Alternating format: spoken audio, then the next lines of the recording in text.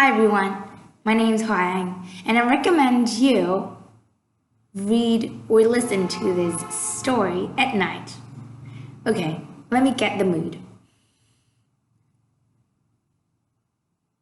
It's wider than everything I've seen. I feel Sarah's hand beside me. It's so wide I cannot open my eyes. The wind stings my eyes, and I can feel the icy air thunders in my ears.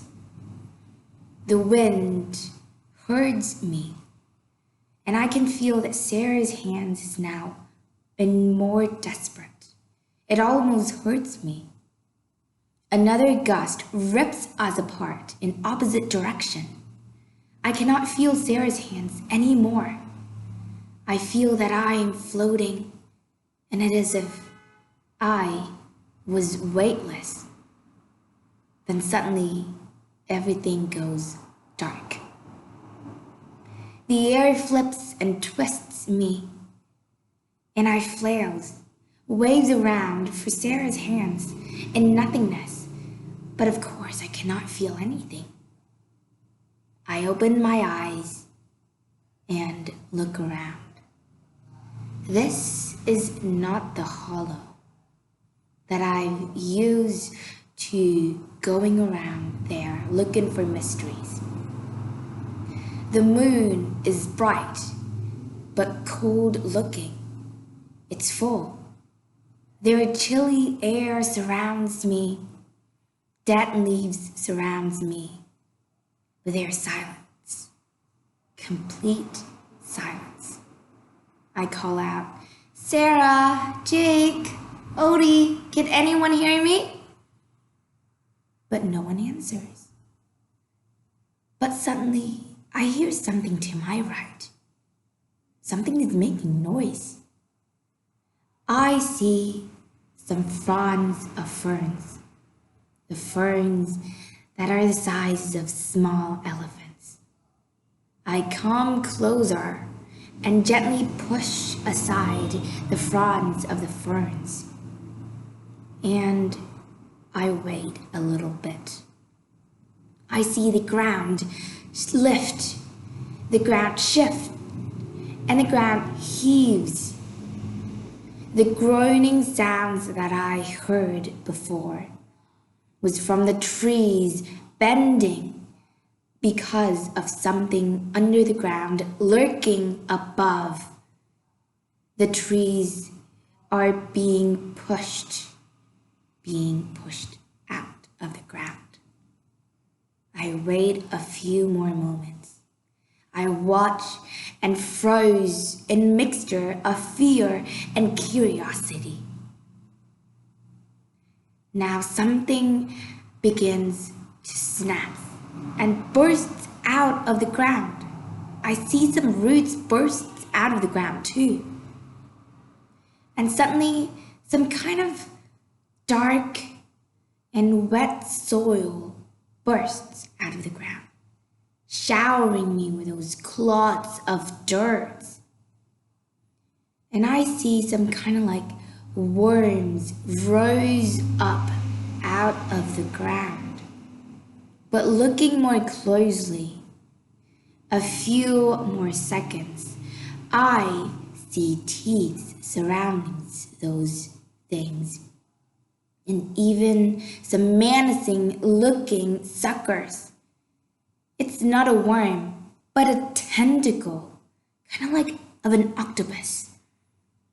At that time, fear finally overpowers my curiosity. I ran. I dashed through the forest with all my mind, wanting to run away from the creatures.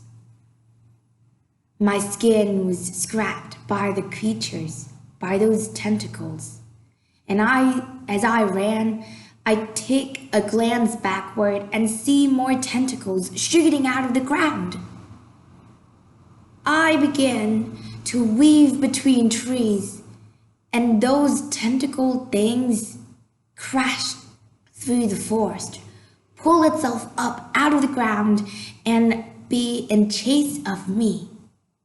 Hearing those sounds, I feel it sounds huge.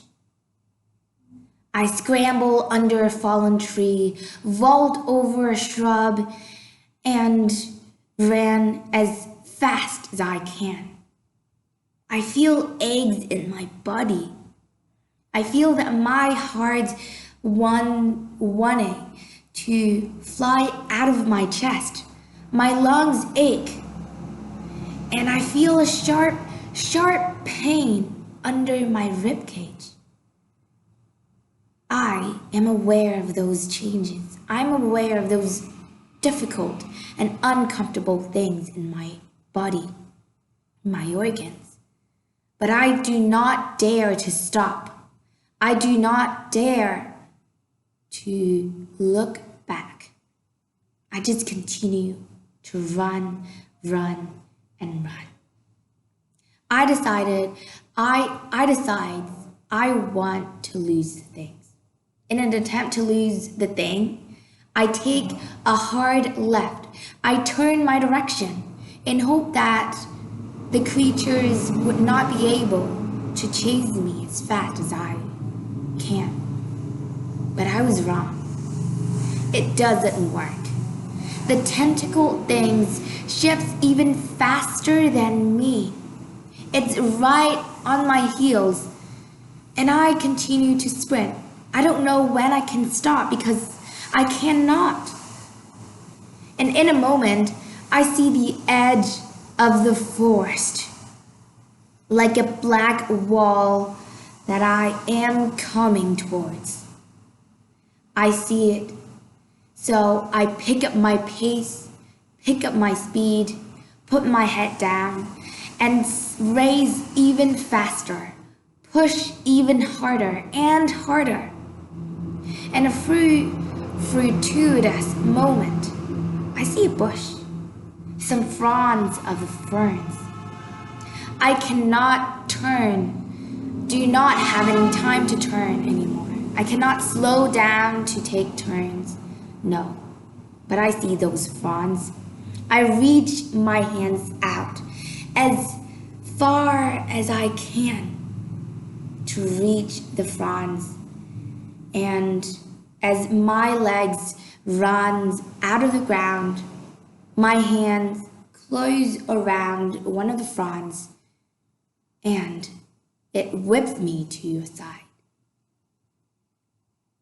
The fronds are strong, so you can imagine it like when you pick up pace and then you suddenly grasp onto something and then your legs has not stopped yet. It will bring your legs back in a force, a very big force. And so I take that risk because, I don't know, maybe perhaps the tentacled things in the open grounds would not be able to chase as fast as it can. Or perhaps the worst things happens and the octopus kind of thing can even chase and run faster when there's nothing in its way. But luckily, the creature realized that it has nothing to grasp anymore. And so it hangs in view, out of the air, on the air, hangs in view. And in a moment, I can see it. It's a hulking creature with menacing looking tentacles, a bulbous head, and I cannot count those tentacles in the few moments it hangs in view. And in silence, it falls down. In a moment, I thought that I could be down the cliff with it, with the creature. But one of its tentacles latches on my pant leg and rips some pieces of clothes from me. I was relieved.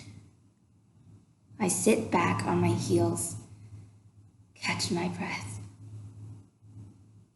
and take stock of things around me again. Now, as the creatures is fallen down to see the clouds, I begin to reflect. Okay, what leads to this moment? Alright, so there was a boy who leads us to a tree in the deep forest, and then we found the cave of the lost, and then an ornate door. We had a key, opened it, and see some white things. Jack and Odie went in first. Sarah and I, hand in hand, had to follow them. And I was frightened. I'd never been so frightened than this moment in life. And there's a thing that is clear. I am about to cry. And there's a thing that clear in that moment. This is not the hollow. It's very strange. And I am alone. I look far and far beyond the darkness. The sea of clouds turns gray under the shades of the moonlight and begins to disappear, fades beyond the darkness. I sit there, breathe. Where is Sarah? Where's Jack and Odie? Where am I? And the story stops there. The story stops there with us, you and I, pondering what's next. Well, you can be the one to write the follow-up of the story. And what do you think the story will be different if the narrator and the storyteller is the tentacle things, the creature who's chasing or perhaps running towards Quinn, the narrator of the story? Thank you so much for your listening. Hope you enjoy it, especially at night. And if you have any comment on this story or this video, please comment down below. I just love this story. Oh my gosh. Thank you. Bye-bye.